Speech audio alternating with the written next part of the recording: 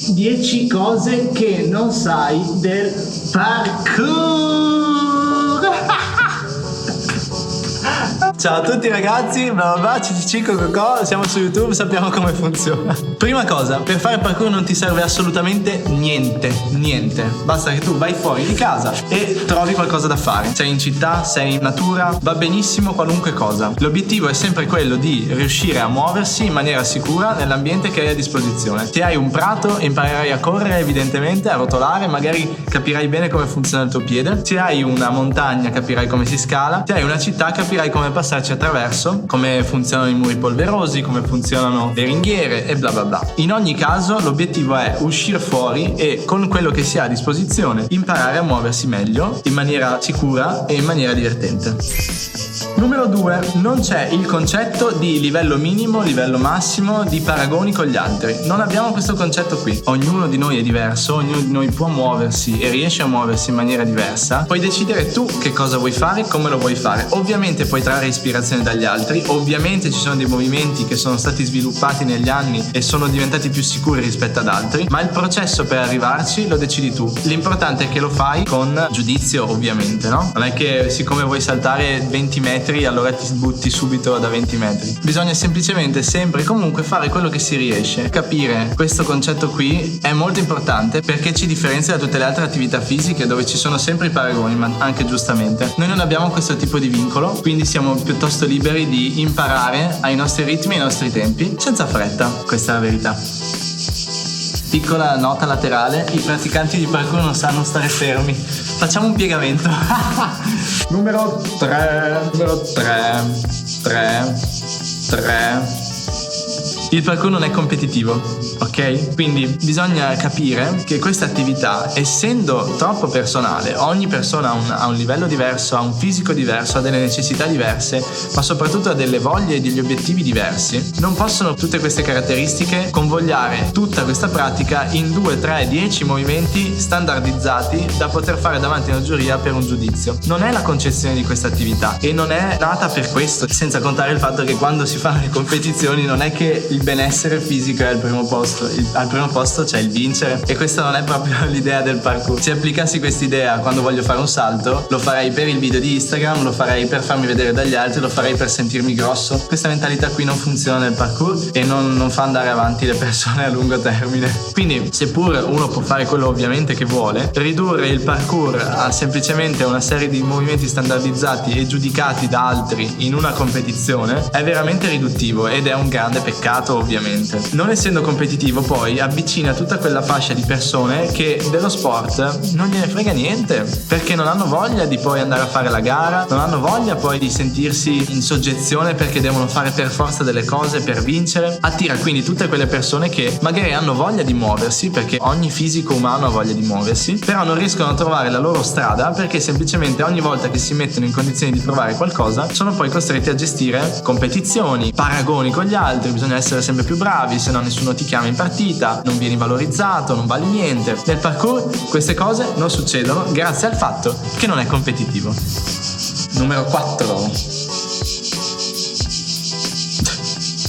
È un'attività a corpo libero. Non mi serve nessuna attrezzatura particolare per praticare questa attività. Non abbiamo neanche bisogno di delle scarpe particolari. Basta semplicemente uscire e muoversi. Essendo il parkour una disciplina molto adattabile che punta all'adattabilità in ogni situazione, in ogni ambiente, adattarsi a quello che si ha è il primo cardine che bisogna mettersi in testa. Quindi tutta la preparazione fisica che viene fatta nella stragrande maggioranza dei casi a corpo libero, con esercizi base utili a condizionare il corpo a 360 gradi. Quindi posso dire con abbastanza certezza che è una delle attività più complete che io abbia mai provato nella vita e che soprattutto sviluppa il corpo in una maniera molto molto naturale e molto molto vicina a quello che dovrebbe essere il vero fisico di un essere umano, usando i muscoli in maniera coerente per lo scopo per cui l'evoluzione ce li ha dati. Capite? Già. Quanti miti sto sfatando, Numero 5. Questa è la più importante per me, ragazzi, la trasferibilità della mentalità del parkour, dell'approccio che abbiamo nella vita. Il parkour ti fa affrontare i problemi invece che aggirare i problemi. Quando noi ci troviamo ad allenarci fuori, ogni volta ci facciamo delle domande su cosa si può o non si può fare e si prova sempre. In sicurezza, ovviamente, non è che ci si lancia, però la domanda ce la si fa e ci si lascia la possibilità di provare. Quindi attraverso piccole sfide che possono essere: riesco a raggiungere quel marciapiede, riesco a raggiungere quella linea, riesco a toccare questo muro, riesco a entrare nell'ottica di provare invece che guardare e non fare, invece che aggirare i problemi. Quindi anche al di fuori della disciplina, quando mi capiterà di affrontare un problema, che sia relazionale, che sia di lavoro, che sia di scuola, eccetera, tendenzialmente avrò già la mentalità per provare ad affrontarlo invece che ignorarlo.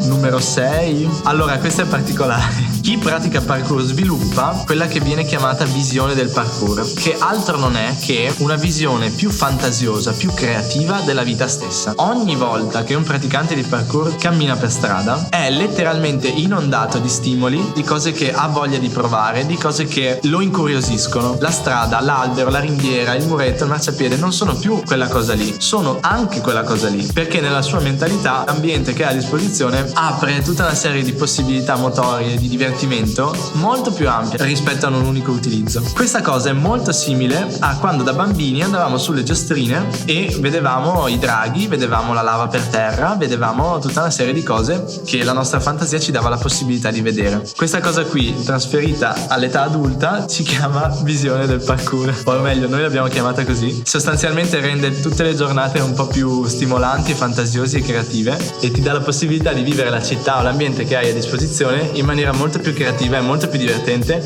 e assolutamente molto meno noiosa. Anche il semplice aspettare l'autobus potrebbe diventare fonte di divertimento e di movimento, ed è molto bello, onestamente, rende tutto più colorato.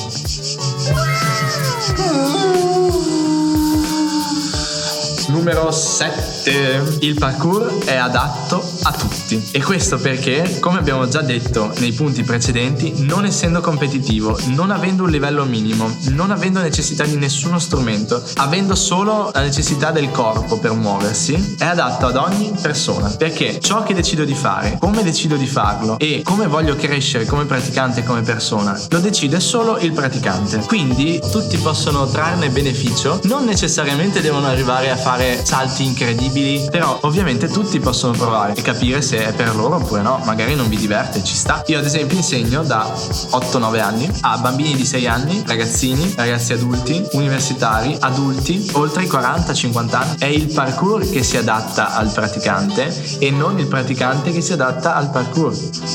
E numero 8 è più una conseguenza che altro, ma ragazzi, il parkour è molto molto sicuro. E questo perché, ragazzi? Perché ogni cosa che fate quando fate parkour la decidete voi. Nessuno vi obbliga, nessuno viene messo in condizioni di doverlo fare per forza, nessuno vi giudica, non c'è niente che vi obbliga a fare quello che state facendo se non la voglia vostra di farlo. In un contesto del genere, immaginate di vedere un salto per voi difficile, che può essere benissimo anche un salto sul marciapiede. Se non ve la sentite, considerando il quinto punto, affronterete comunque il problema, ma lo scalerete magari, lo renderete un po' più piccolo, proverete un piccolo salto, proverete poi ad allungarlo, eccetera, con buon senso e con giudizio, ovviamente. Questa cosa qui non è presente negli altri sport, quando sei costretto a raggiungere un risultato, magari in poco tempo, sei costretto a fare gol perché devi vincere, sei costretto a tutta una serie di cose che rendono la vita stressante, giustamente. Se ti applicasse questa stessa cosa nel parkour sarebbe distruttivo, ovviamente, non sarebbe assolutamente sicuro. Quindi sulla base di questo concetto è sicuro perché ogni rischio che si va a correre lo si corre con giudizio e lo si corre con preparazione e con buon senso, a differenza di molte altre discipline in cui è necessario correre dei rischi per raggiungere un risultato, che non è il benessere fisico, chiaramente è il vincere. Infatti il tasso di infortuni della nostra disciplina è veramente molto basso e soprattutto non è mai grave. Ci sono magari dei graffi, ci sono magari dei tagli, ma non c'è mai gente che ogni settimana cade dai tetti o si ammazza o si spacca a metà. Succede rarissime volte. Questo proprio perché ogni praticante, soprattutto all'aumentare dell'esperienza, aumenta la sua consapevolezza di cosa può e non può fare, tutto condito in un'atmosfera in cui non è obbligato a fare nulla.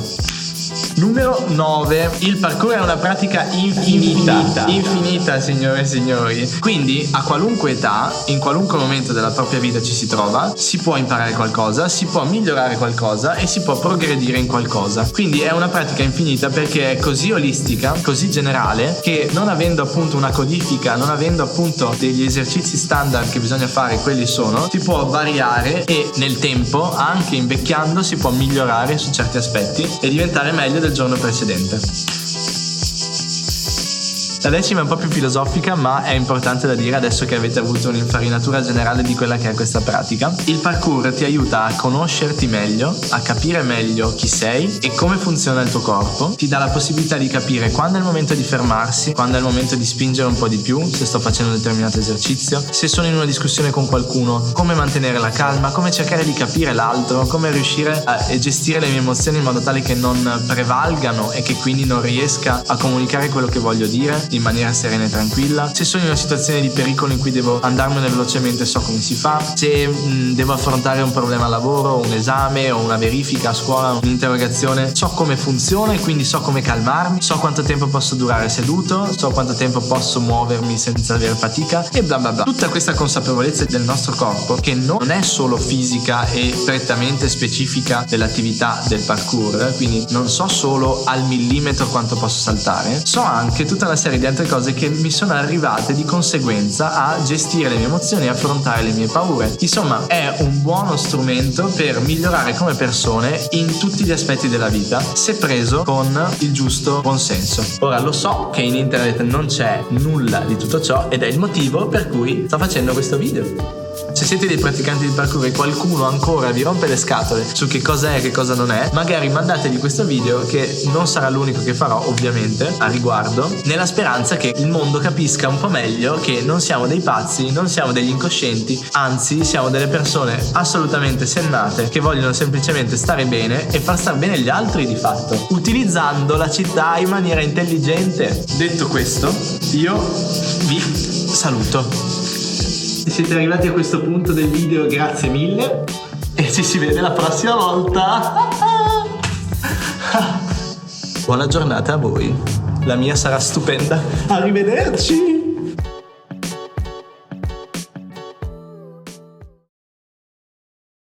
La numero 8, caro Saio del futuro, non la faccio perché so che l'ho detta meglio prima e il cellulare del che ci abbiamo non mi fa vedere la ripresa, quindi non cercarla tra le varie riprese perché non c'è, ok?